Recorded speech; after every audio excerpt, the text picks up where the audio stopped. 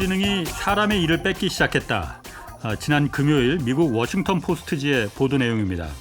실제로 미국 샌프란시스코에서 일하는 이 카피라이터가 2달 전 해고됐는데 그 해고 사유를 보니까 기업의 마케팅 측면에서 카피라이터를 여러 명 고용하는 것보다도 이 챗 GPT를 쓰는 것이 더 효율적이었다고 합니다. 미국의 한 인사관리 컨설팅 업체가 조사한 결과에서도 지난 4월 미국 기업들이 인공지능을 이유로 해고시킨 인원이 3,900명에 달했는데 전체 17가지 감원 사유 가운데 인공지능 때문이라는 이유가 7위를 차지했습니다. 과거 공장 자동화가 사무직 일자리 대신 생산 현장의 일자리를 줄였다면 인공지능은 이 사무직 일자리, 화이트 컬러를 겨냥하고 있습니다. 골드만삭스는 챗 GPT나 구글의 바드 같은 인공지능이 전 세계 약 3억 개의 정규 사무직 일자리를 없앨 것이라 이렇게 예측했습니다. 세상은 우리가 예상했던 것보다도 훨씬 더 빨리 변하는 중입니다.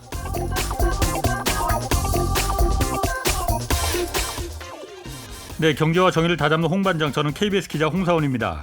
홍사원의 경제쇼 출발하겠습니다. 유튜브 오늘도 함께 갑시다.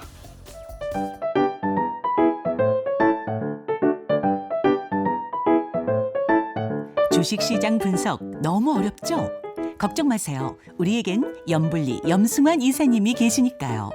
거품 없이 정직하게 분석해드립니다. 영양만점 주가 분석. 네, 염불리의 영양만점 종목 분석 시간입니다. 염승환 이베스트 투자증권 이사 나오셨습니다. 안녕하세요. 네, 안녕하세요. 자, 먼저 얼마 전에 SG 증권발 주가 조작 사건, 여기에 지금 그 CFD 제도라는 거, 차액 결제 거래 제도라는 거잖아요. 이게 네네. 이용됐었잖아요. 이게 그래서 전면 개선한다고 하는데 어떻게 개선이 되는 겁니까, 그러면은? 그러니까 이게 사실은 이제 첫 번째 말씀드리고 싶은 게 그 CFD 계좌를 하게 됐을 때는 저희가 증거금 40%만 내면 예를 들면 이제 4천만 원 내면 1억 원어치 사는 거죠. 예. 빌려서 산다고 보시면 되는데. 레버리지를 2.5배 네, 해서. 맞습니다. 근데 이제 이 경우에 만약에 뭐 내가 만약 CFD를 해가지고 뭐 1억 원어치 산다고 치면 예. 아직까지 이제 그 외국인으로 잡혀요. 그러니까 외국계 증권. 그렇죠. 저는 이제 한국 사람인데 예. 한국 계좌로 제가 매매를 한 건데도 예. 어떻게 보면 이제 외국계 증권사 통해서 이게 매매가 이제 이어지다 예. 보니까 외국인으로 잡히니까 그러다 보니까 실제 지금 장중에 보면 외국인들이 파는 건지 이게 예. 파는 파는 게 개인인지 예. 아니면 진짜 그 외국인지 이게 좀 헷갈릴 수밖에 없거든요. 그래서 예. 이번 제도를 좀 개선해 가지고 예. CFD를 개인이 한다면 그걸 그냥 개인으로 잡겠다. 그러니까 매매 동향에서 기존엔 외국인으로 잡혔어요. 그러니까 개인이 아무리 사고 외국인으로 잡히는 것뿐만이 아니고 큰 손들이 자기를 숨길 수 있는 거래 방법 중 하나로 그거죠. 예. 그러니까 본인 매매가 아닌 거예요. 사실 그러니까 자기가 삼성전자 주식을 사도 예. 주주가 아닌 게 되는 거죠. 그럼 그게 이제 다 밝히게끔 네, 이제 만들었다? 그거를 완전히 이제 오픈하겠다.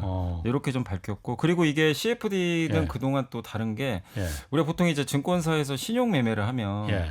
뭐 3개월 많으면 6개월 안에는 일단 갚아야 돼요. 그 계약 기간이 딱 정해져 있거든요. 그렇지. 그리고 예. 뭐 얼마의 잔고가 있고 예. 한데 CFD는 사실 그게 없어요.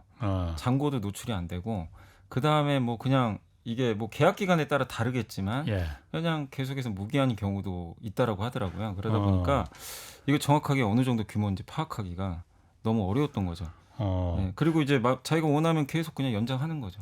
이게 그러니까 공매도처럼 그렇게 실제 주식을 내가 사는 게 아니고 차액만 갖고 결제를 차액이죠. 하는 거잖아요. 네, 그러니까 맞습니다. 그것도 그러면 없어지는 거예요. 그러면 그건 그거 계속 자체는 유지하는 거고. 유지는 해요.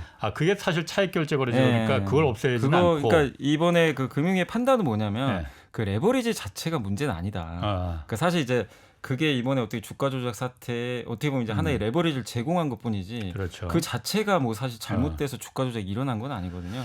그러다 보니까 CFD 자체를 없애는 건 아니고 다만 이제 규정을 좀 바꿔서 좀 투명하게 하겠다라는 게 일단 금융위의 취지인 것 같습니다. 사실 그 당시에 그 CFD 처음 얘기 나왔을 때 저는 사실 이런 거래가 있다는 것도 이런 상품이 처음 알았었는데 그게 보니까는 외국인이 다 형식적으로는 실제로는 그러니까 내국인이 한국 사람이 주식하는데도 맞아요. 외국인이 거래를 한 것처럼 다 되잖아요. 네네. 그래서 이게 정말 시장을 교란시키는 여태까지 외국인 매수세 매입세 이게 굉장히 주식시장에서 큰 작동을 했었잖아요. 네. 이게 다 믿을 만한 게 아닐 수도 있겠구나 했는데 그건 이제 없어진다 이거죠. 그거를 이제 개인으로 잡겠다는 거죠. 실제 누가 했는지. 대신에 이제 뭐 증거금도 그대로 유지하고 그래서 이번에 그래서 이제 증권사들한테는 좀 이제 향후 한 3개월 정도는 예. 신규로 일단 CFD 요구는 하지 마라. 예. 이렇게 공고가 내려왔고 실제로 일부 증권사 쪽에서는 일단 이제 CFD 당분간 약간 이제 그 중지하기로 그러니까 3개월만 하지 말라는 건 그러니까 공고죠, 공고. 그때까지는 그러니까 좀 제도를 네, 맞습니다. 정비를 하기 위해서 네, 제도 정비해서 예. 이런 시스템을 좀 갖추고 난 다음에 다시 영업을 해라. 그렇군요. 이런 이제 입장이라고 보시면 좋을 것 같아요. 그리고 또 하나 이게 그 CFD가 아무나 할 수 있는 게 아니고 자격 요건이 있잖아요. 네. 전문 투자자 이 전문 투자자 자격 요건이 있는데 전문 투자자가 보니까는 별게 아니더라고요. 그러니까 잔고가 5천만 원만 있으면은 네. 된다면서요. 네, 그러니까. 그러니까 그래서 이제- 그때 임창정 씨도 전문 투자자가 됐고 그랬잖아요. 옛날엔 제가 알기로는 좀 꽤 허들이 높았는데 네. 이걸 좀 낮춰가지고 그 최근 5년 내에 이제 예. 1년 동안 그 월말 있죠. 매 예. 월마다 이제 평균 잔고를 계산을 하는데 예. 그게 이제 5천만 원 이상이면 예. 이제 전문 투자자로 예. 이제 됐고 거기서 이제 내가 CFD 신청을 하면 돼요. 해서 이제 하는 건데 다만 이제 이게 좀 허들이 또 너무 낮은 것 같다. 예. 그래서 요번에 이제 개선된 거는 5년 내에 1년 이상 월말 평균 잔고를 그 아까 5천에서 이제 3억으로 3억 원으로. 3억이면 이제 꽤 허들이 좀 높아지죠. 그렇게 이제 높여서 조금 이제 요거를 좀 약간 규제를 좀 강화하겠다는 그런 좀 취지인 것 같습니다. 그 잔고가 3억이라는 게 그러니까 주식을 사고 나서 남은 그 잔고가 잔고라는 3억이라는 건 거죠? 주식 다 합쳐서죠. 합쳐서 현금 주식 다 내가 합쳐서. 어쨌든 지금 주식을 예를 들어서 뭐 삼성전자 주식을 사고 있으면 삼성전자 주식을 3억 원어치 사고 있어도 그게 전문 네, 투자자 잔고. 요건이 되는 거고. 예. 그나저나 그런데 이거 주가 조작 사태는 이거 지금 수사는 지금 계속 되고 있는 거죠 지금? 네, 수사는 되고 있고 지금 이번에 보니까 그 일단 이제 라더견 씨 같은 경우 구속이 됐잖아요. 예. 주요 이제 예. 근데 이제 공범 3명이 1일 날 구속이 된 걸로 좀 나왔더라고요. 예. 구속영장 신청해서 그러니까 이제 이 라더견 씨를 도와준 사람들이죠. 예. 예, 공범인데 범죄 수익을 이제 은닉한 혐의로 이번에 이제 구속이 좀 결정이 됐고 사실 그러니까 통정매매라고 그때도 한번 설명드렸던 것 같은 게 통정매매가 뭐냐면 내가 만약에 삼성전자를 내가 8만 원에 살 테니까 아니 내가 팔 테니까 너가 여기서 주문을 넣어라. 그렇지. 8만 원에 매수하겠다고. 그 시간에. 네, 그죠. 예. 근데 이거를 자기 혼자 못 하잖아요. 예. 그래서 사실 또 이 통정 매매도 그 어떻게 보면 이제 고객이죠. 예. 예, 고객 핸드폰을 이용해서 예. 그 집 근처에서 한 것처럼. 그러니까 정말 그러니까 이제 몰랐던 거죠. 이거 집 근처에서 해야만이 그게 IP가 예. 그쪽으로 잡히니까. 왜냐하면 이 모든 거래를 한 예. 특정 어떤 사무실에서 했다고 생각해 보세요. 그럼 벌써 잡혔겠죠. 금방 발각나지. 예, 발각 나는데 IP가 다 분산돼 있으니까. 예. 그리고 또 그 사람 집 주변이에요. 예. 집 주변이니까 이제 의심을 사실 못했던 거죠. 이 그 사람이 고객이 진짜 했나 그러니까 그 핸드폰을 직접 한 게 아니고 그 일당들이 그 집 근처에 예. 가서 한 거잖아요. 그러니까 핸드폰을 넘겨준 거죠. 아, 자기 핸드폰을 넘겨주고, 그 투자한 사람들은 예, 투자한 사람들이 그리고 일당들이 그 집 근처 이제 IP를 잡아서 거기서 핸드폰 주문을 넣은 거죠. 그러니까 어떻게 보면 이제 좀 그걸 피한 거죠. 어떻게 보면.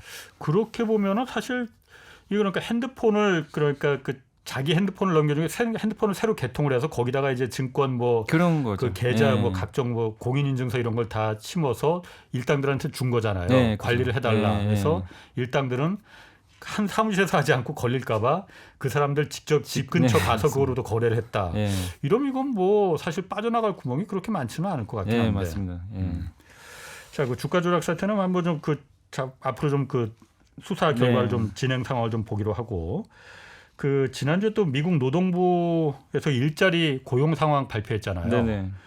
근데 일자리가 예상보다도 많이 늘었어요. 이게 네. 경기 침체 이거 진짜 오는 건가 의심스러운데 예.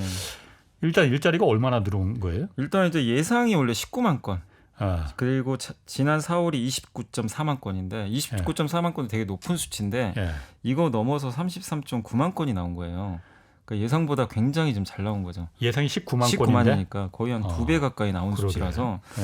근데 이제 고용이 증가한 게 물론 여전히 그 미국 IT 기업이나 제조업체들은 좀 해고도 하잖아요. 예. 그러니까 제조업은 아니고 어디냐면 레저, 접계, 교육, 헬스케어 대부분 이제 서비스 업체. 쪽. 예. 예. 그러니까 미국은 사실 서비스업 국가잖아요. 예. 근데 여기가 지금 여전히 고용이 예. 굉장히 좀 탄탄하다. 예. 이렇게 보시면 좋겠고 특히 그 이 유통업체들 중에서 대형마트 같은 창고형 그 마트들 있잖아요. 네. 미국은 이제 창고형으로 많이들 운영을 그렇지. 하는데 예. 거기 고용이 큰 폭으로 증가를 한 반면에 예.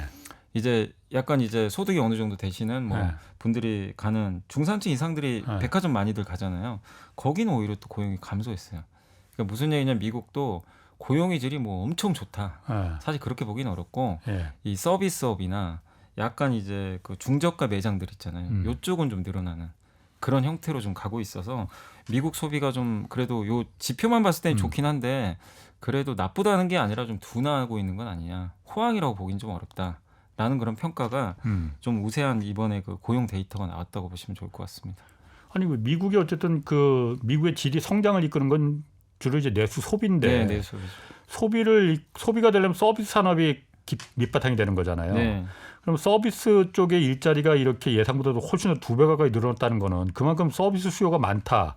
그리고 그만큼 경기가 막 활활 타고 돌아가고 있다. 이걸 반증하는 거 아니에요? 근데 이제 활활 탄다는 그까지는 안 보더라고요. 근데 안 보는데 이제 이게 근데 작년에 이제 많은 분들이 또 그런 얘기 하셨잖아요. 이제 올해 좀 시장 안 좋게 보신 분들이 네. 미국 경제가 굉장히 침체로 갈 거다. 근데 사실은 지금 지나고 보면 침체가 온 게 아니라 네. 굉장히 좀 잘 버티고 있잖아요. 사실은 그러니까. 네. 여전히 뭐 호황 아니냐 네. 이런 평가가 있는 게 그게 이제 아마 좀 구조적인 요인 중에 하나가 지금 미국의 이제 베이비 부머들이 좀 은퇴를 좀 하다 보니까 예. 지금 이제 미국 같은 경우는 어떻게 보면 그 예전에 그 베이비 부모들이 지금 이제 은퇴를 조금씩 해 나가면서 이게 좀 늘어나는 지금 구조로 좀 가고 있는데 일자리가 그 빈자리를. 예. 근데 이제 그러다 보니까 어떻게 보면 이제 이 실업률이 굉장히 낮잖아요. 예. 실업률이 뭐 거의 완전 고용 상태. 그러니까 예. 기업들은 일자리를 좀 이게 빨리 좀 사람들 채용하고 싶은데 일할 사람이 은퇴한 없는. 사람들은 점점 생기고. 예. 근데 이 베이비 부모의 특징은 연금 자산이 또 되게 많단 말이에요. 미국은 우리랑 좀 다르게 그렇지. 예. 주로 퇴직연금이 다 주식시장에 들어가 있어요. 그렇죠. 근데 이 주식 요즘에 또 주가 좋잖아요. 예. 주가 오르면 또 이제 약간의 여유가 생기는 거죠. 굳이 이분들 소비가 뭐, 여기서 나오니까 일할 은퇴하고. 필요 없다.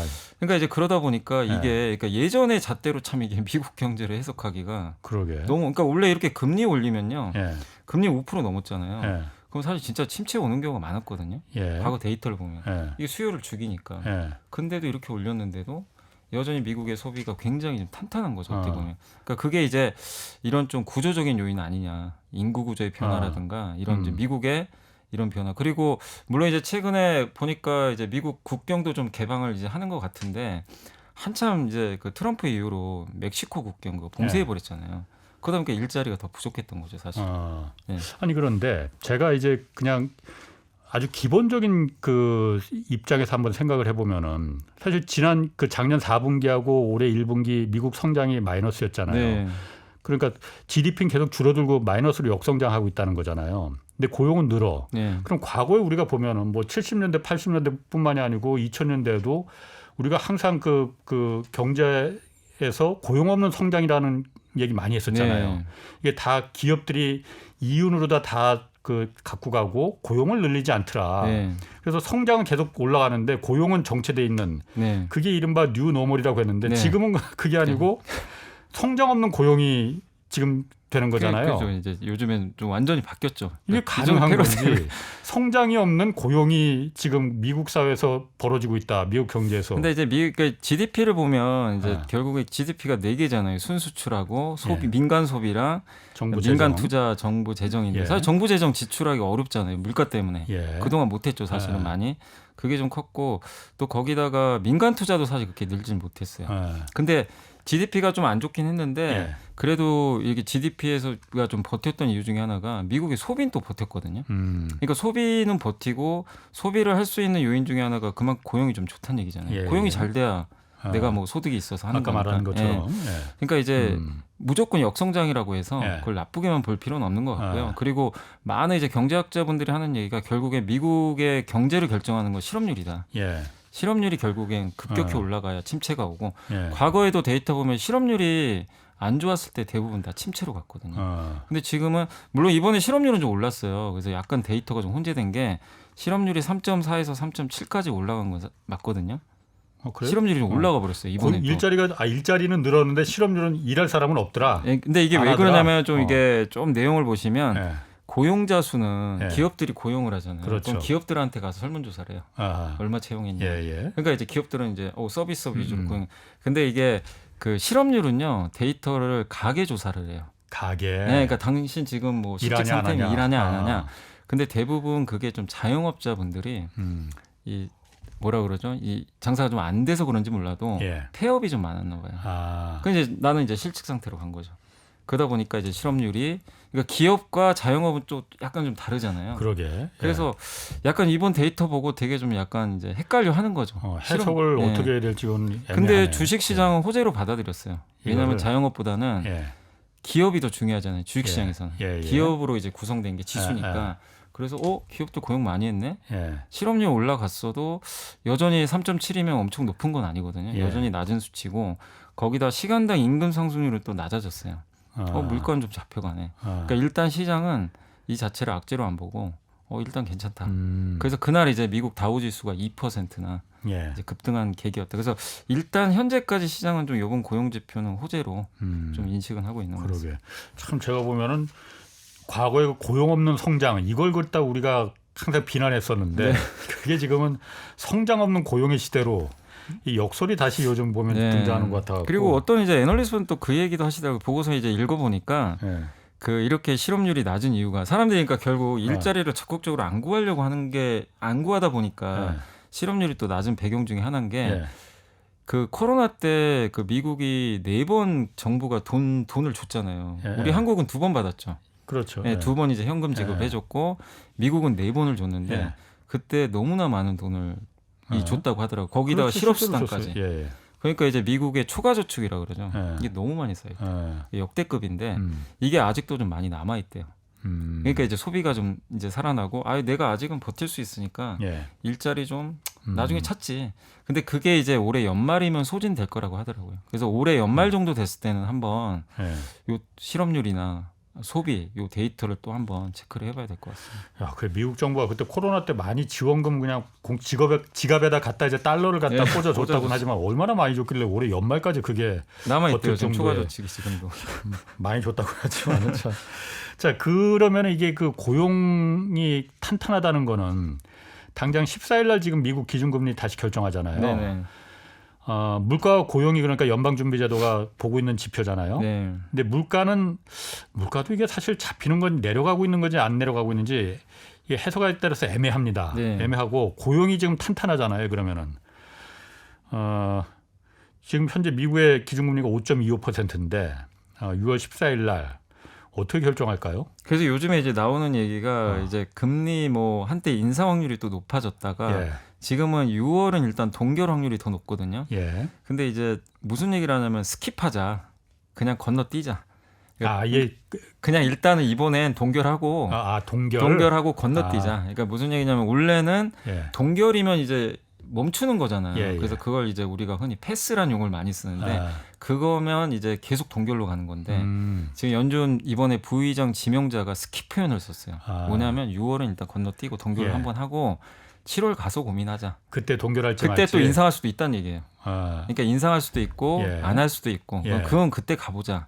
왜냐하면 지금 아까 제가 지금 미국의 고용 데이터가 되게 혼란스럽게 나왔잖아요. 고용자는 증가했는데 실업률 올라갔어요. 그러니까 해석하기가 어렵고 근데 임금 상승률은 꺾이고 지금 국제유가 급락해가지고 물가는 확실히 좀 잡힐 거예요. 그리고 작년 6월에 혹시 기억하실지 모르겠지만 작년 6월이 미국 물가 9.1% 찍은 달이거든요. 그러면 올해 6월은 그때보다 훨씬 낮을 거예요. 기저효과가 너무 높아요. 그때가. 그렇기 때문에 물가는 분명히 안정화될 수 있는데 근데 또 경제 상황을 보면 또 예상보다 되게 단단하단 말이에요. 고용이. 네, 고용이. 그러니까 일단 이번 6월은 좀 헷갈리니까 한번 건너뛰고 7월 가서 보자. 미국에 그러니까 5월 우리나라는 소비자 물가 상승률이 일찌감치 이제 6월 시작되자마자 발표되는데 미국은 그 6월 한 12일, 13일 이때쯤 발표되잖아요. 13일경에 맞습니다. 바로 직전에 발표되잖아요. 기준금리 결정하기.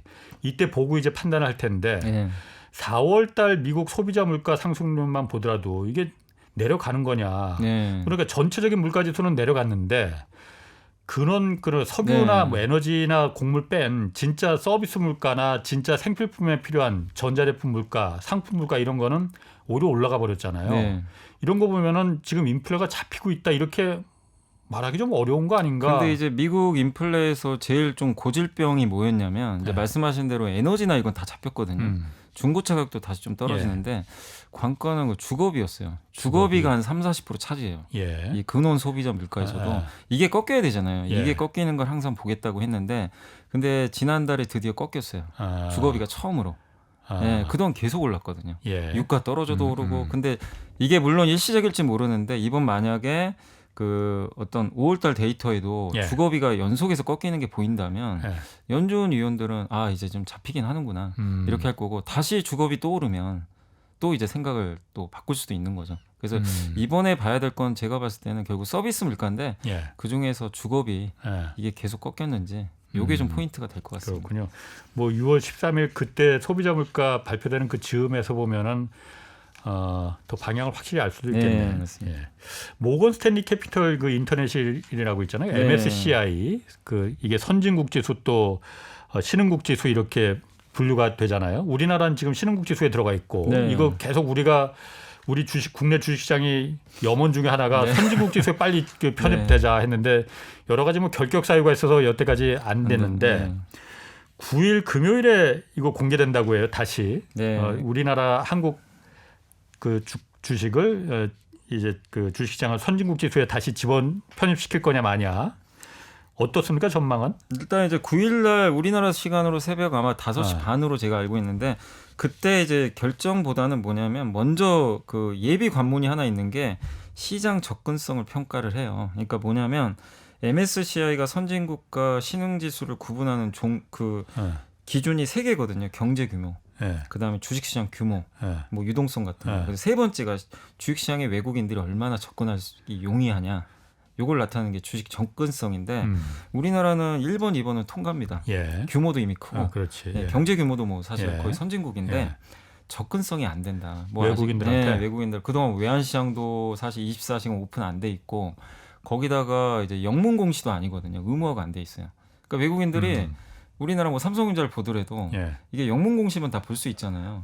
그러니까 공시 자료가 네, 공시 자료가 이제 한글로 돼 있으니까 그걸 좀 영문으로 해달라. 예. 요구를 했는데 이것도 무슨 뭐 법을 또 바꿔야 된다고 하더라고요. 이거를 의무적으로 하려면. 그러니까 사실 그것도 좀 안 됐었고 예. 배당도 깜깜이 배당이잖아요. 그러니까 그렇죠. 12월 말에 네. 내년에 배당 결정도 안 되는데 미리 사야 돼요.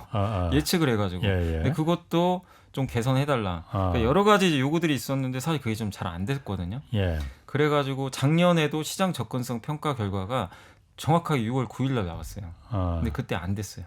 그리고 6월 23일로 제가 알거든요. 예. 역시 안 됐습니다. 작년에. 그래서 이번에 9일 날이 왜 중요하냐면 여기서 시장 접근성 평가를 이거 바뀌었네? 긍정적으로 평가를 딱 해주잖아요. 예. 23일 날 이제 선진지수 관찰 대상국이죠. 예. 완전 되는 건 아니지만 관찰 대상국에 편입돼야 1년 동안 관찰한 다음에 선진지수 편입 결정이 내려지니까.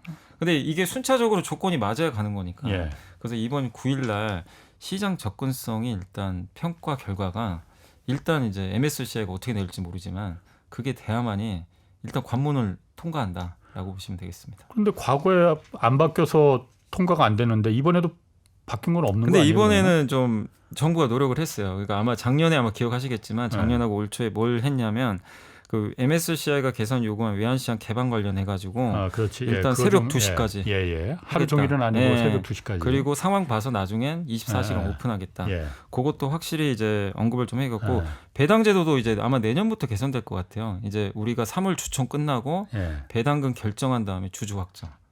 요거 이제 외국인이 원한 거거든요. 예. 요것도 이제 바꾸겠다고 얘기를 이미 했고 거기다가 이제 영문 공시 의무화하는 거 있잖아요. 예. 모든 회사가 다 하는 건 아닌데 자산 총계 10조 원 이상 그 외국인 지분이 한 5% 이상 되는 뭐 코스피 기업 같은 경우는 일단 24년, 25년부터 일단 의무화하겠다. 이렇게 일단 발표를 했거든요.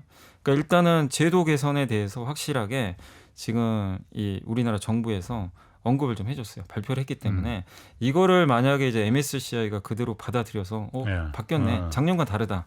그래서 실제 좀 증권가에서는 좀 기대는 하고 있어요.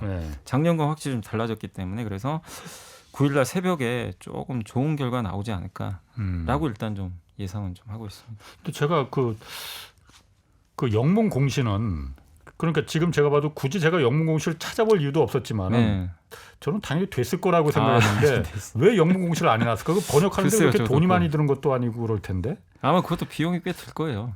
예, 드는 걸로 제가 알고 있습니다. 그래도 기업 입장에서 외국인들 투자자들이 그 기업의 주식을 많이 사면은 그 기업 이미지도 좋아지고 주가도 오르고 그러니까는 굳이 그걸 안 할 필요가 없는데 뭐 밝히기보다는 숨길 게 많아서 그런가? 왜 글쎄요. 그랬을까? 근데 이제 이게 뭐 하는 기업도 있겠지만 그 의무화가 안 돼 있다 보니까. 예. 근데 이제 외국이 여기 MSC에 오는 건 무조건 다 의무해달라. 예. 요 영문 그러게. 쪽으로는. 예. 근데 그거를 일단 대형 기업 중심으로 해서 일단 내년하고 예. 내후년부터 한번 예. 의무화해보겠다라고 좀 발표는 했습니다. 그러게 그 공시 영문으로 공개하는 거는 뭐 그거는 합리적인 타당성 있는 네. 요구 같다고 네. 느껴지는데 그러면은 이게 선진국 지수에 우리가 만약에 편입이 되는 거는 그러니까 한 2년 정도 더 걸린다 이거죠 절차가. 일단 관찰 대상국에 아. 만약에 이번에 편입이 되면 아. 1년 동안 관찰을 해요. 예. 그럼 내년 6월에 최종 결정을 해요. 예. 아, 한국 이제 들어가도 되겠다. 예. 그럼 내년 6월에 최종 결정하면 1년 동안 유예 기간이 한 번 더 있어요. 한번. 그러면 25년도 6월에 이제 편입이 되는 거죠. 그러니까 2년 뒤에. 예, 2년 뒤죠. 그러면 지금 우리가 MSCI에 이렇게 목을 메고 있는 이유는 그렇게 되면 한국 자본시장에 그 이른바 그 패시브 펀드가 훨씬 더 늘은 그 글로벌 펀드들이 들어와서 한국 주식시장이 뭐 훨씬 더 오를 것이다 이 기대 때문이잖아요. 그런 것도 있는데 근데 사실 그건 좀 이제 정확하게 어. 말씀드리면 예. 이게 선진지수에 편입돼서 돈이 더 들어올 거냐. 근데 신흥지수에 나가야 되잖아요. 그렇지, 일단 거기선 나가면 나가요. 돈 빠져나가거든요. 아. 그러니까 아, 신흥지수에서 예, 예. 빠져나간 돈도 계산을 해야 돼요. 그러니까 아. 그걸 계산을 해봤더니 예. 이제 한 애널리스트 분이 계산을 해보니까 만약에 그렇게 봤을 땐 선진지수에서 우리가 차지하는 비중이 예. 그 1.4%밖에 안 된대요. 아 작으니까 근데 신흥국 지수에서는 얼마나 지금 되는데? 12% 정도. 아, 그러니까 실제적으로는 오히려 돈이 좀 빠져나갈 수도 있대요. 들어오는 이게 다 양보다 합치면. 나가는 돈이 네. 더 많을 수 있다. 그래서 한 13조가 빠져나갈 거래요. 예. 예를 들면. 근데 아, 그건 너무 근시안적인 생각이다. 예. 그런 약간 이제 패시브 펀드 자금 이탈은 있을 수 있지만 예. 두 가지 측면에서 왜 긍정적이냐면 예. 일단은 이 선진지수에 들어가기 위해서는 MSCI가 요구하는 선진지수 조건을 갖췄다는 얘기 아니에요. 예. 그럼 외국인들이 봤을 때는 야 이거 이제 드디어 글로벌 스탠다스 예. 지수 기준에 맞는다. 예. 그러니까 외국인들이 이제 더 투자할 유인이 생겨버리죠. 그러니까 패시브 말고 예. 좀 능동적으로 하는 그런 펀드들 있잖아요. 예, 이제 예. 한국에 맡겨도 되겠네. 예. 투자해도 되겠네. 특히 이제 외국의 그 유명한 그 연기금 펀드들 있잖아요. 예. 우리도 정말 연기금이 크지만 보통 신흥국보다는 좀 선진국 위주로 장기 투자를 하거든요. 근데 예. 그 펀드가 들어올 수도 있어요. 예. 그러니까 그 효과를 무시를 좀 못할 것 같고 그다음 또 한 가지가 우리가 지금 신흥국에 물론 편입은 돼 있어 큰데 항상 이게 고통받았던 게 뭐냐면 지금 중국의 A주라고 있거든요. 여기가 신흥국의 지수에 지금 들어와요. A주가 뭐예요? 중국이 이제 외국인들이 투자할 수 있는 이걸 A주라고 하는데 예. 중국 A주가 지금 신흥 지수의 20%밖에 편입이 안 돼 있어요. 그러니까 예를 들면 100이라고 치면 예. 100을 다 넣어야 되거든요. 아. 20만 넣은 거예요. 예. 근데 앞으로 80 남았잖아요. 예. 들어올 때마다 그냥 이제 우린 두들겨 맞는 거예요. 그러네. 계속 그럼 우리 거 빼야 되거든요. 예. 그러니까 이제 아. 우리는 점점 몸집이 좁아질 수밖에 없어요. 아. 신흥국에 그대로 남아 있으면. 근데 이거를 A주를 단계적으로 해요. 예. 한 번에 100%다 넣어버리면 예. 너무 충격이 크거든요. 그럼 우리나라 그냥 주식을 웬만한 건 빼버려야 되니까 예. 단계적으로 하는데 아직 80이 남아 있잖아요. 아. 그럼 이때마다 우리는 계속 또 스트레스 받아야 됩니다. 그런데 그 예를 들어서 지금 선진국하고 신흥국으로 이렇게 지수를 나눈 거는 예. 그 모건 스탠리가 그 자의적으로 좀 정한 거잖아요. 그죠. 그러면 이걸 갖다가 거기 투자하는 연기금들은 그 펀드들은 여기 말을 꼭 들을 필요는 없는 거잖아요. 그래서 그러면 무조건 들을 필요는 없겠죠. 그러면은 그냥 뭐 선진국 지수에 한국이 주식시장이 편입된다 하더라도 그 신흥국 시장에 있는 지수에서도 한국 주식들을 갖다 계속 그 패시브 펀드나 이런 글로벌 펀드들이 계속 갖고 있을 수도 있는 거 아니에요? 근데 이제 그게 이제 그런 질문들도 하시는데 근데 어쨌든 MSCI 지수를 이걸 벤치마크 삼아서 따라가는 그 자금이요. 예. 선진국 자금만 해도 예. 제가 알고 거의 한 1,000조 가까이 되는 걸로 알고 있거든요. 아 그냥 무조건 거기 그냥 따라가는, 무조건 따라가 네, 따라가는. 눈 감고 따라간다. 그게 그냥. 이제 너무 큰 돈이에요. 아. 근데 거긴 그냥 따라가니까. 아 그래서 패시브 펀드니까. 네, 그래서 굉장히 그게 사실은 더 크거든요. 아. 금액들이. 아, 네. 액티브 펀드는 그냥 그 신흥국 시장에서 한국 그 주식들을 갖다 사 모을 수도 있어도 그냥 자기 펀드 매니저 마음이에요. 그럼 액티브는. 물론 그러니까. 뭐 내가 뭐 사고 싶으면 사는 거고. 그냥 묻지마로다 그냥 그 그대로 MSCI에 따라가요. 따라가는 게 워낙 크니까. 네, 그러니까 우리 그 코스피 200에도 어떤 기업이 갑자기 들어왔어요. 예. 신규로. 그러면 그 기업 싫어도 그냥 사야 돼요. 아, 예를 그렇지, 들면 그냥 무조건 그렇지. 사야 되는 것처럼 이제 그런 음. 효과가 있어서. 근데 어쨌든 이제 이 뭐 패시브 펀드도 있겠지만 결국 중장기적인 자금들이 많이 들어오지 않을까 이 기대는 좀 하고 있는 것 같습니다. 그러게요.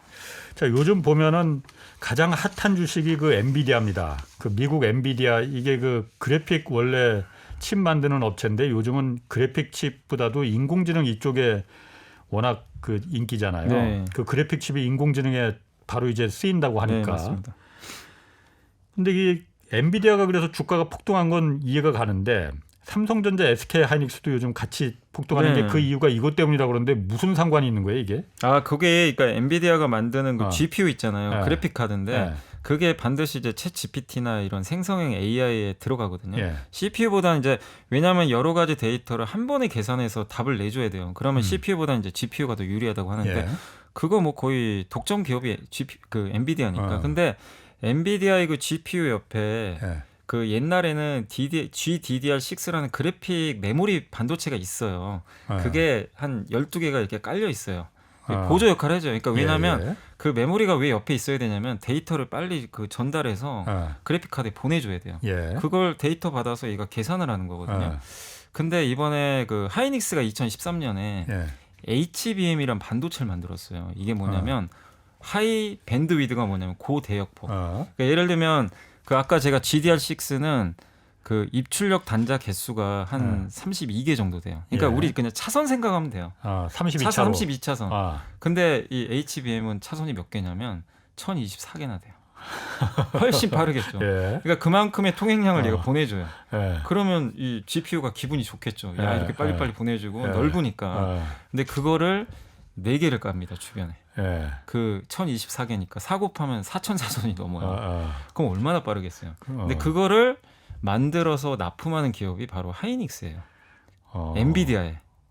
거의 독점 납품하는 예. 걸 알아요. 그러니까 이제 하이닉스가 삼성보다 더 올라갔던 게 그것 때문이에요. 아. 삼성은 주로 AMD거든요. 근데 하이닉스는 AMD도 그러니까 그 CPU 하긴 해요. 업체죠. CPU인데 GPU도 하는데 예. 근데 이쪽 AI 쪽에서는 거의 엔비디아가 거의 엔비디아. 독점이거든요. 전 세계 아마 90% 정도 아마 할 거예요. 그러다 보니까 이제 하이닉스가 거기에 납품을 하고 근데 아무튼 이 HBM 관련돼서 이쪽 메모리 반도체 전 세계 점유율 1위가 예. 하이닉스가 50%고요. 예. 삼성이 40%로 2등인데 둘이 합쳐서 90%고 예. 마이크론은 얼마 안 돼요. 예. 그게 이제 어떻게 보면 우리나라 두 기업이 실제로 수혜를 받을 수가 있다고 이제 분석이 나온 거죠. 그 삼성전자도 그럼 그 HBM 메모리라는 거를 생산을 해요? 아니면 SK 하이닉스만 해요? 해요. 하는데 공급처가 좀 달라요. 어. 그리고 하이닉스가 좀 더 고사양을 해요. 고사양. 지금 삼성도 만들고는 있어요. 그래서 아마 HBM을? 올해 아마 3분기에 나올 것 같은데 예.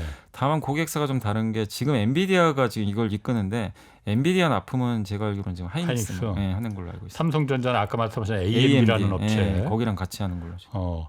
AMD는 요즘은 그렇게 뭐 핫하지는 않은 것 같은데. AMD는 아직은 조금 이제 GPU 쪽에선 예. 엔비디아보다 좀 떨어진다고 좀 평가가 나오고 있어서 근데 이제 거기도 지금 노력을 하고 있는 거죠. 그럼 그 인공지능 이 챗GPT나 뭐 구글 바드 뭐 이런 게 계속 막 그 인기가 높아지면은 SK 하이닉스, 삼성전자 특히 하이닉스 같은 경우가 훨씬 더 정말 수혜를 좋겠네요, 받을 수 있죠. 왜냐하면 그리고 이게 같이 따라 묻어가는 거네. 굉장히 비싸다고 하더라고요. 이 HBM 메모리가요. 예, 지금 예. 아시겠지만 기존 반도체 가격이 계속 떨어지잖아요. 예. 뭐 지금도 막 떨어지니까 예. 떨어지는데 반대로 여기는 가격이 올라갑니다.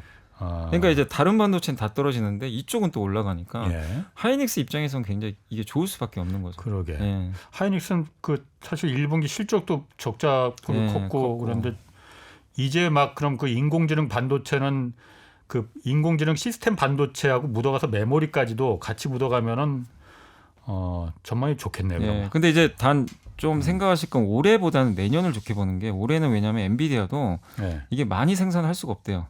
이 뭐 패키징 문제 때문에 예. 그거를 TSMC가 만들어주거든요. 예. 근데 거기가 아직은 원하는 만큼 못 예. 만들어준대요. 예. 물량을 다. 예. 근데 이제 내년 정도 되면 그게 예. 풀린다고 하니까 그러니까 하이닉스도 내년에 이제 더 비중이 늘어나겠죠. 그래서 올해는 아직은 전체 매출에서 HBM이 차지하는 비중 많지는 않아요. 한 자릿수예요. 예. 근데 내년엔 최소한 두 자릿수, 뭐 많게는 20%까지 늘어날 수 있다고 하니까 하이닉스한테는 내년이 더 저는 좀 좋을 걸로 좀 보고 있습니다. 그러니까 하이닉스 기업 자체야 뭐 실적이나 영업이익이나 이런 거로 봐서는 내년이 더 좋을지 몰라도 네.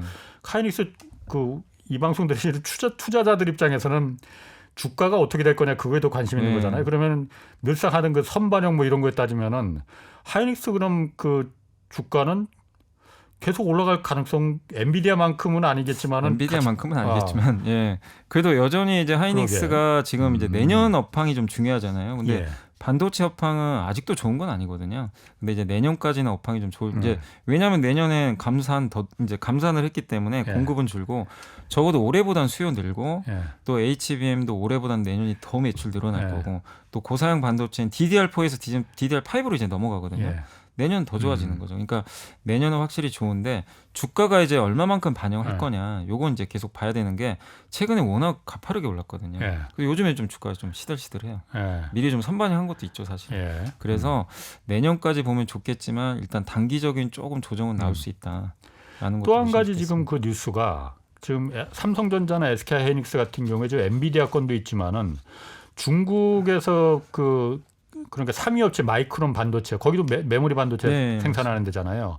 여기 사실상 이제 퇴출 조치를 당했잖아요. 그러면은 삼성전자하고 SK하이닉스가 거기 빈자리를 채우느냐 마느냐 이거 지금 갖고 논란이 많은데 네.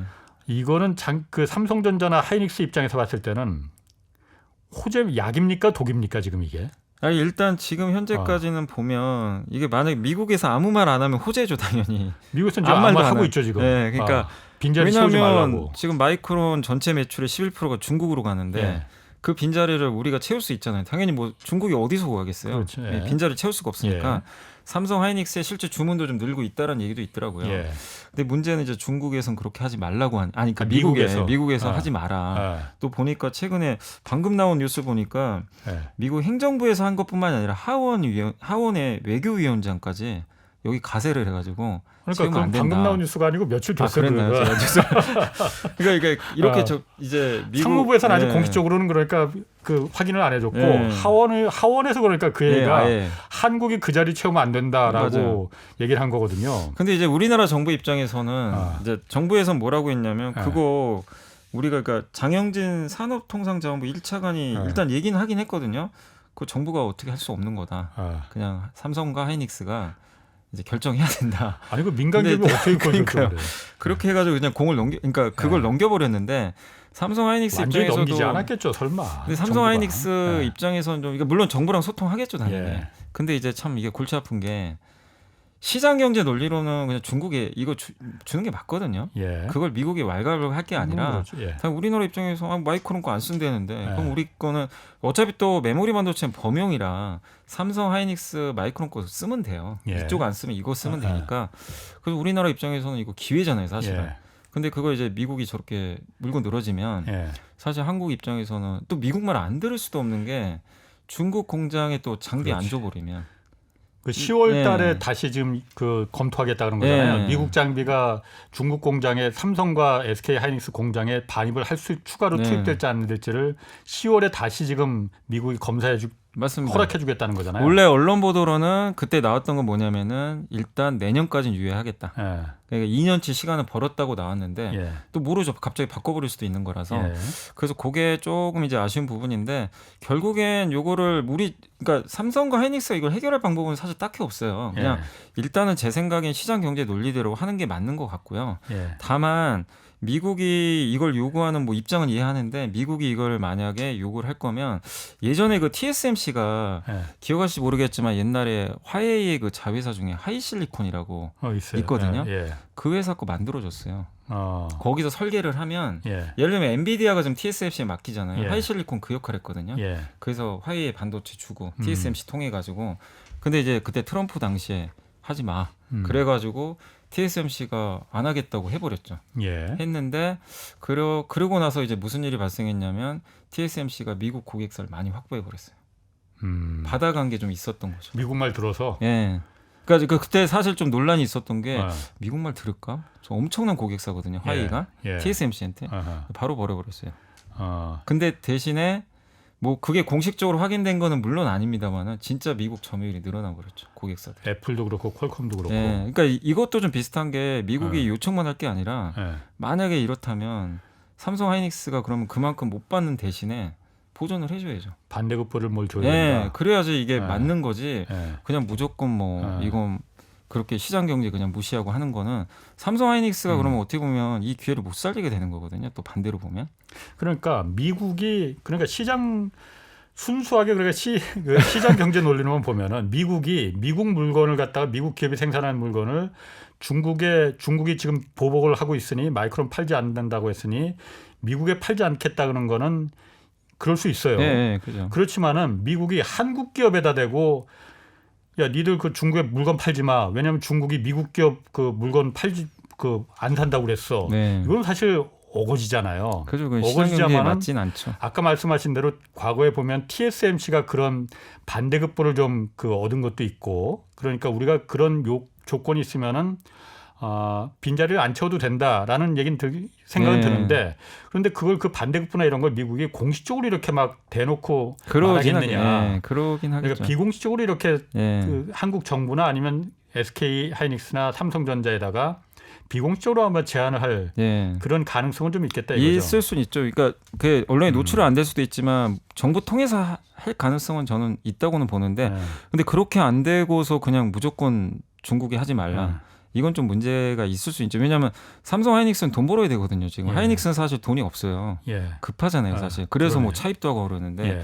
근데 그 빈자리를 그냥 무조건 채우지 말라. 예. 우리 지금 예. 어쨌든 현금을 좀 확보해야 되기 때문에 그래서 이거는 미국 정부에 뭔가 저는 예. 분명한 좀 보상은 있어야 된다. 음. 그래야 이게 좀 이 계약이 좀 형성되지 않을까라고 그러게. 좀 예상은 하고 있습니다.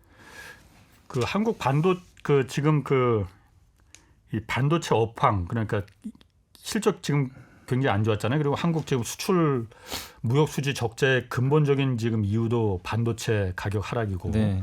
반도체 업황은 지금 어떻습니까? 그러면 전체적으로 지금은 안 좋은데 이제 다 보는 건 최악은 지나갔다. 왜냐하면 이제 예. 가장 컸던 게 4월에 안 할 것 같던 삼성전자 감산 선언을 해버린 거예요. 공식적으로. 예. 그래서 보통 감산하면 3, 4개월 후에는 진짜 감산 효과가 생기거든요. 그럼 예. 올해 여름 지나면 삼성까지 이제 공급이 줄어들어요. 예. 근데 그 상황에서 수요가 지금보다 나쁘겠냐 이거죠. 예. 중국도 이제 수요 좀 살아날 거고 그리고 반도체가 들어가는 게 이런 스마트폰이나 여러 가전제품 많이 들어가잖아요. PC. 예. 근데 이제 그런 것들을 업데이트를 해보니까 가전이나 이런 스마트폰 이런 거 만드는 업체들이 PC나 재고 조정을 미리 다 해놓은 거예요. 그러니까 재고가 많았어요. 예. 안 팔리니까. 예. 근데 재고 이제 할인 판매도 하고 예. 재고를 많이 줄여놨대요. 예. 근데 만약에 수요가 조금이라도 살아나면 예. 채워 넣어야죠. 예. 다시 만들어야 돼요. 예. 그럼 반도체 주문이 들어오겠죠. 예. 그러니까 공급은 주는데 수요는 더 나쁠 것 같지는 않다. 그러니까 여름 지나면 이거 이제 확실히 좋아질 것 같다. 예. 이 시나리오가 좀 있는 거예요. 그러다 보니까 이제는 그러니까 그동안은 야 이거 반도체 앞으로 몇 달 후에 좋아질 겁니다. 이러면 이제 양치기 소년 됐었거든요. 예. 그 지난 몇 년은 그랬잖아요. 예. 근데 이제는 이제 다 좀 믿는 분위기로 바뀌다 보니까 확실히 지금 아직은 안 좋더라도 예. 이젠 진짜 좋아질 것 같다. 요걸 공급이 많이 좀 수요는 그 현 상태 유지거나 아니면 더 늘어날 텐데 공급은 아무래도 좀 줄어드니까. 확실히 줄어드니까. 그러면은 지금 사실 중국 시장에서 중국 전자업체들이 메모리 반도체가 많이 필요할 텐데 마이크론이 지금 없어졌잖아요. 네. 그러면 반도체가 더 공급이 줄어드는 거 아니에요? 그러면은 그럼 예를 들어서 만약에 맞아요. 삼성전자나 예. 하이닉스가 빈자리를 채워넣지 않는다면은 더 주는 거죠. 어, 그러면 완전 쇼티지 올 수도 있는 거죠. 그럼 반도체 가격이 더 튈 수도 있어요. 올라갈 수도 있겠다. 예. 그러니까 삼성전자나 SK 하이닉스가 야 아무리 중국이 우리한테 지금 그 채워 넣으라고 해도 우리가 미국이 저렇게 넣지 말라는데 우리 맘대로 이렇게 들 수는 없다. 그래서 반만 그럼 얘를 채워 넣겠다 하더라도 공급은 더 줄어드는 거예요. 공급 시장이 풀리는 물량 자체가 줄어버리니까 예. 그러면은 만약에 반만 들어가면 예. 서로 만약에 이제 100이 필요한데 50밖에 안 줘요. 한국이 예를 예. 들면 중국 업체 입장에서는 비싸게 사야죠. 그러니까 공급이 줄어드니까 공급 그게 마이크론이 또 어떻게 보면, 없어졌으니까. 그래서 그런 부분도 좀 생각한다면 우리나라 반도체 이제 업황 측면에서 어쨌든 하반기는 좀 기대감이 큰 건 사실. 그러게요. 그런 면에서 보면은 오히려 지금의 상황이 한국 반도체 업체 입장에서는 독보다는 약일 가능성이 더 크다라고.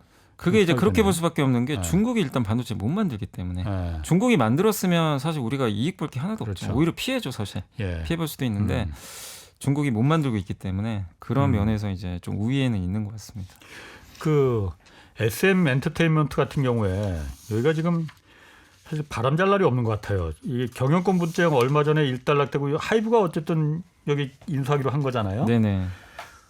안정되는 것 같았었는데 최근에 SM 주가가 또 다시 급락하고 있어요 보면은. 네. 이거는 지금 급락하는 이유는 뭐예요? 무슨 문제가 또 있는 거예요? 그러니까 저 SM 엔터 그 지금 엑소라는 그룹 있잖아요. 남성 그룹 중에 굉장히 유명하지. 예. 예. 근데 거기에 어떻게 보면 좀 으르렁. 가장 또 핵심 멤버 3명 그 첸백 씨라고 하더라고요. 그걸 이제 줄여서 실제 활동을 해요. 3명이 이제 따로. 첸백 씨? 예. 그게 그러니까 뭐냐면 가수 이름이. 첸, 백현, 시우민을 아. 줄여서 아. 3명을. 그래서 첸백 씨라고 합니다. 사람을 예. 줄여서. 네, 줄여서. 그래서 그렇게 이제 예. 활동을 하거든요. 실제. 예. 근데 인기도 되게 많아요. 예. 근데 이제 이분들이 갑자기 이제 변호사 동반해서 예. 전속 계약 해지를 해버렸어요. 통보해버렸어요. SM에. SM은. 근데 그 여기 변호사 얘기는 뭐냐면 예. SM에 총 7차례에 걸쳐 내용 증명을 발송을 했고요. 예. 그게 뭐냐면 투명한 정산 자료와 정산 근거의 사본을 달라. 그러니까 이제 출연하거나 막 이런 여러 가지 활동들 했잖아요. 예. 거기에 대해서 SM에 이제 불투명한 자료를 줬다는 겁니다.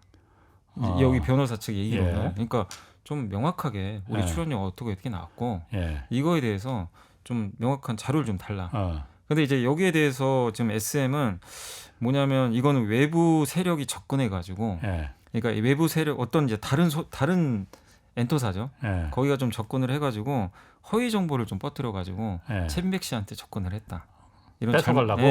잘못된 정보를 예. 접근했다. 예. 이 SM은 그래서 이걸 좀 법적 조치하겠다. 어. 이렇게 나와 있고 근데 첸백 씨 요 3명의 예. 지금 이제 이 가수분들은 변호사 통해서 아니다. 어. 지금 이거 정산 자료 달라. 이렇게 지금 나오고 있고 그리고 노예 계약 얘기도 나오더라고요. 한참 뭐 예전부터 뭐 우리나라 이제 아티스트 뭐 노예 계약이니 종신 계약이니 막 그런 거 많았잖아요. 예. 불합리한 계약. 예. 근데 거기에 대해서도 최근에 또 얘기를 하고 있는 것 같아요. 그래서 예. 좀 SM이 지금 좀 그런 그리고 이 첸백 씨 멤버분들이 워낙 인기가 많아요. 어. 혼자 나와도 예. 그 이 단일로 뭐 100만 장 뭐 200만 이렇게 파니까 앨범을. 예. 근데 이 사람들이 만약에 나가 버리면 예. 어쨌든 좀 타격이 있거든요. 어. 그러다 보니까 주가가 그날 7% 급락을 했었습니다. 그 SM이 그때 막 그 경영권 분쟁 있을 때 이수만 그 총괄 대표가 이제 발단이 된 거 있잖아요. 네, 그래서 그렇죠. 이수만 총괄 대표가 어쨌든 인간적으로 맺은 그 가설도 많이 있을 테고 그래서 예. 이수만 대표가 빠져나가면은 그 같이 빠져나갈 가능성도 있다. 그 우려 있었잖아요. 있었어요, 진짜. 그럼 그 엑소 이 아까 첸백 씨 이분들도 예. 그런 그 인연 때문은 아니에요? 그거까지는 모르겠습니다. 그것 때문인지는 뭐 그건 연예가 중계에서 그건 아직은 저희가 그것까지는 알 수는 없고 아, 팩트는 어쨌든 이제 네. SM한테 예. 우리 계약 안 하겠다. 통지를 한 건 이렇게 나와 있습니다.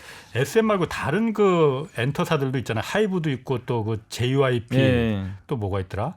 그 Y젠터. YG 예. 이런 데는 어떻습니까? 그쪽도 요즘 보면 K-팝 인기가 아시아는 이제 무대가 아닌 것 같고 주로 네. 미국 시장, 유럽 시장이 좀 큰 무대에서 정말 통하는 이 상품이 돼버렸잖아요. 네네. 다른 엔터사들은 지금 어때요? 주가들이 다들 많이 올랐습니다. 사실 네. SM은 그 경영권 문제 때문에 한번 올랐다가 예. 요즘에 좀 소외받고 있는데 SM 빼고는 다 좋았고 JYP가 올해 연초 시총이 한 2조 원대 정도였거든요. 예. 지금 4.4조까지 갔어요. 거의 주가 한 2배 가까이. 예. 그냥 이제 몇 달 만에 이렇게 올라버렸고 예. 거기다 4대 기획사 그냥 시가총액 다 합쳐봤더니 예. 지금 20조 원 가까이 됩니다. 그냥 한 거대 산업이 돼버렸어요. 어. 이 4개 회사 시총이 예. 20조에 지금 육박을 하고 있으니까. 엔터 그룹군이 예. 그냥. 그래서 다 합쳐서 올해 평균적으로 예. 이 시총 계산해 보니까 예. 70% 올랐어요. 연초 대비. 예. 근데 이렇게 오른 배경은 뭐 아시겠지만 예. 일단 엔터주도 실적이 너무 좋고요. 예. 숫자가 너무 좋은데다가 거기다가 지금 엔터 산업을 그러니까 이 K-팝을 대체할 국가가 없잖아요. 경쟁자가 없어요. 그러니까 이제 더 높은 평가를 해주는 거예요. 예. 그러니까 만약에 뭐 저기 중국이나 일본이나 미국에서 우리도 하겠다 했는데 그게 잘 돼버리면 우리나라 밸류가 떨어지겠죠, 당연히. 예. 근데 그런 거 못 하잖아요. 할 수도 없는 거고. 왜 K-팝은. 못할까? 거기 글쎄요. 예를 들어서 일본은 한때 그러니까 일본 그 J-팝 이게 한참 인기였다가 네. 수그러들고 그걸 K-팝이 이어받은 거잖아요. 네. 그럼 C-팝, 차이나팝 같은 경우는 그게 안 되나? 근데 이 오디션도 보고 했는데 예. 안 되는 것 같더라고요. 이게 뭐 문화 차이인지 제가 모르겠는데 어쨌든 또 우리나라 그 K-팝의 그 강점이 그 칼군무 정말 칼군무. 어마어마한 연습하거든요. 근데 예. 그거를 아무나 따라할 수는 없다고 하더라고요. 예. 오죽하면 이제 이번에 K-팝 트레이닝 시스템도 미국에 수출한다고 하니까. 그렇군요. 예, 그래서 대체가 좀 불가능한 것 같습니다. 알겠습니다. 오늘 챔백 씨 전 처음 알았습니다. 오늘 잘 들었습니다. 염승환 이베스트 투자증권 이사였습니다. 고맙습니다. 감사합니다. 내일은 비트코인과 달러의 지정학 자세히 좀 짚어보겠습니다. 지금까지 경제와 정의를 다잡는 홍반장 홍사원의 경제쇼였습니다.